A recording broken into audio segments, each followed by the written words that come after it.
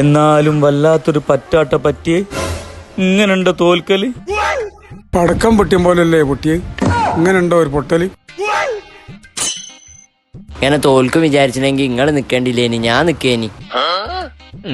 എന്നാലും ഞാൻ ആലോചിക്ക, വോട്ടും ചോദിച്ച് ഓരോരുത്തരടുത്ത് ചെല്ലുമ്പോഴേ എല്ലാരും ഇങ്ങക്കേ കുത്തു എന്ന് പറഞ്ഞ ആൾക്കാരാണ്.